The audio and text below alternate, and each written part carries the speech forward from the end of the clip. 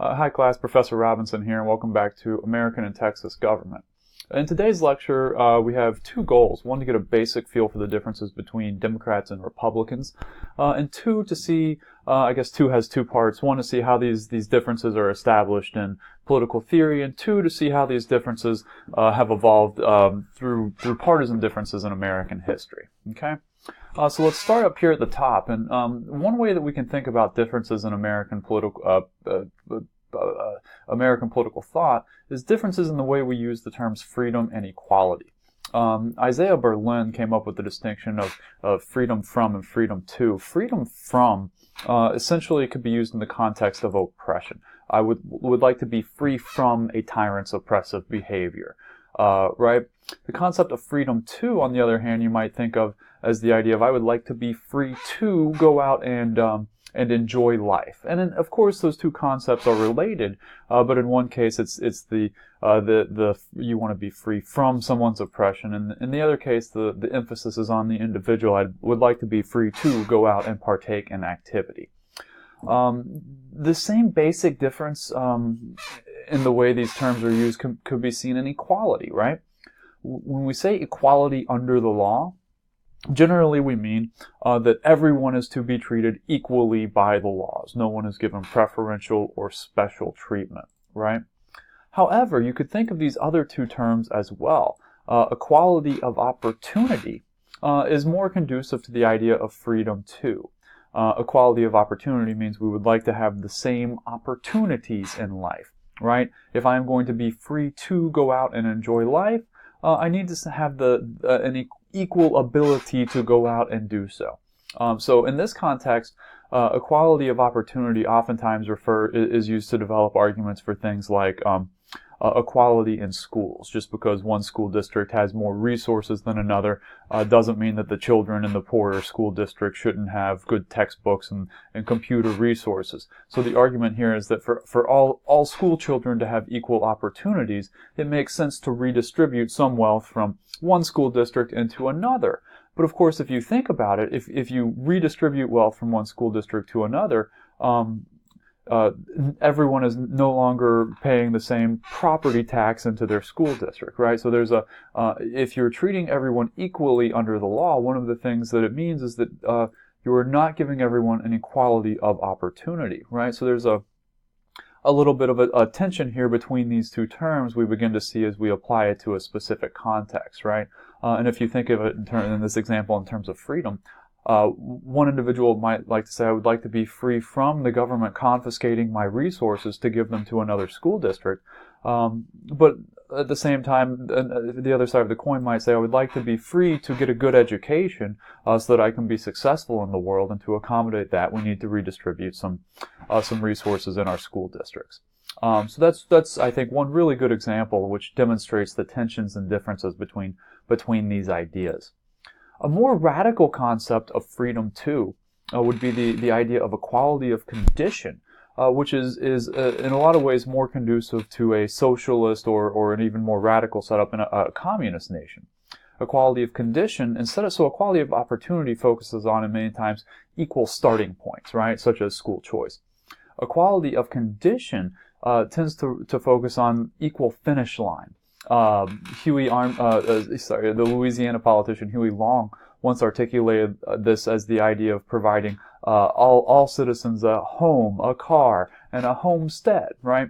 So provide every resource that we need in order to enjoy life. If I would like to be free to enjoy life, I need the resources in order to do so, and we should be equal in the conditions that we have, right?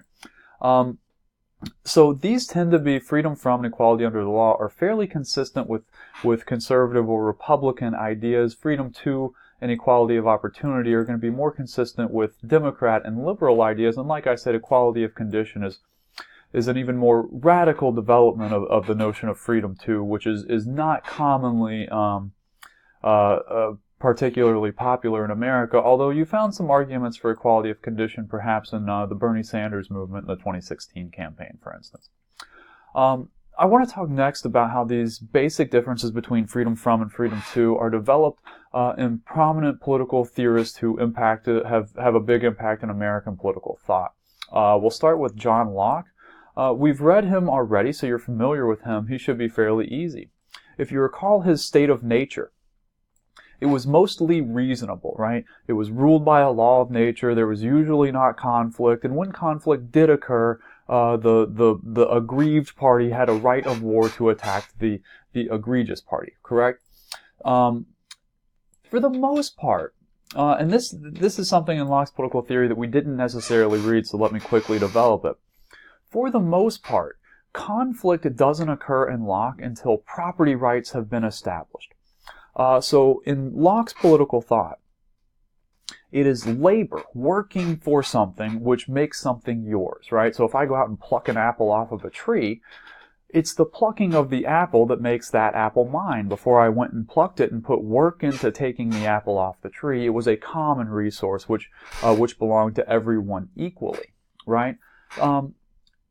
As Locke recounts history, he suggests that over time, property we're able to accumulate property, and some families are more successful than others, and over time you get this division between rich and poor, and the rich may oppress the poor and prevent them from accumulating the resources that they have worked for through things like overtaxation, right? So through consent, we establish laws which protect property, right? So the purpose of government is to protect natural property rights which existed in the state of nature, but that get infringed upon by powerful individuals as human history develops and human industries become more powerful and larger.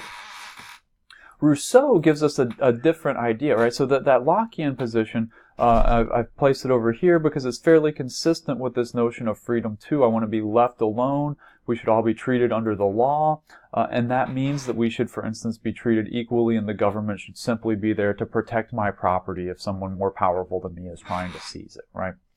Rousseau, who we didn't read, gives us, he's a Frenchman writing to support the French Revolution. As you know, Locke was more impactful in the American and glorious revolutions in England. Rousseau gives us a different version of the state of nature. Whereas in Locke we were reasonable and working for property, Rousseau sees us as much more laid back and incredibly peaceful. We don't have the sentiments and notions which attach us to property. So if I went and plucked an apple in Rousseau's view, oh, so what? It's just an apple. I don't see a meaningful connection to it as being my apple.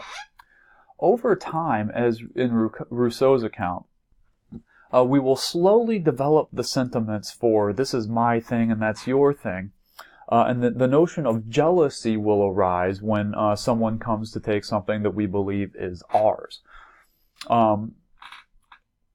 What's going to happen in this case is not so much government develops to protect property, but government is going to rise up to protect those who we pity. In other words, if a strong individual comes in and takes something from someone that they believe to be theirs, if another observer witnesses this, they're going to think, man, that stinks. I would hate it if someone came in and stole something that I had developed an attachment or a sentiment of affinity for. So in this way, we see government is there to help individuals. And in many regards, these are similar arguments, right? A powerful individual is coming in and seizing something from someone. But the way they're developed by these two thinkers makes a big difference. Government is there to protect property, and government is there to protect the weak who are being abused by by more powerful individuals, right? And again, we can connect this back to, I just want that little guy to be able to enjoy life too, right? Whereas to protect my property, I should be free from the abuse of a tyrant. It's again, in many regards, the same puzzle being emphasized in different ways. Okay? So, from this notion of government exists merely to protect property, or merely to prevent powerful individuals from infringing upon my freedom, we get this notion of limited government. All it should do is keep powerful individuals from infringing upon less powerful individuals' property. Okay? There's a space where we can do what we please with our property, and otherwise we shouldn't be infringed upon, right? From this Rousseauvian argument, we get this development which is more consistent with liberals or Democrats of freedom too, right? government can be used to help individuals lead and live a better life. All right, so these are the fundamental differences between Democrats and Republicans, right? And it turns on this whether government will be used to harm others, as Locke develops it, therefore we must limit it, or whether government can be used to help others, as Rousseau develops it, therefore it can be used in a more powerful and aggressive way. Look, we find these arguments being developed by the Federalists and the Anti-Federalists, right? The Federalists are making a case that a strong central government is not going to be damaging to the liberties of the average individual, right?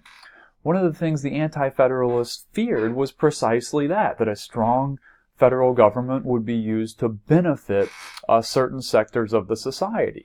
And by the way, you get this reflected in those who are supporting the Federalists and Anti-Federalists. The Federalists see support from the populous states and from the city regions of those states. For example, New York, the Federalists win New York in the ratification voting, but it's by a very close margin. And if you were to look at a map, the Federalists win New York City, but the backwoods part of the state the Anti-Federalists have much more support there. Okay, so this division very early on between the Federalists who see that government can be used to piece together a strong and successful nation. The Anti-Federalists, on the other hand, feared a powerful, strong government and believed that small local governments, which were more limited in their sway, would be more effective. Okay, so from the very get-go, you get this fundamental division between using government more powerfully and being fearful of strong government actions. And if you look at our early party system between the Federalists and the Democratic Republicans, you see very clearly how governments are using these. Sorry, let me rephrase that. You see very clearly how this difference in attitude towards government is reflected early on.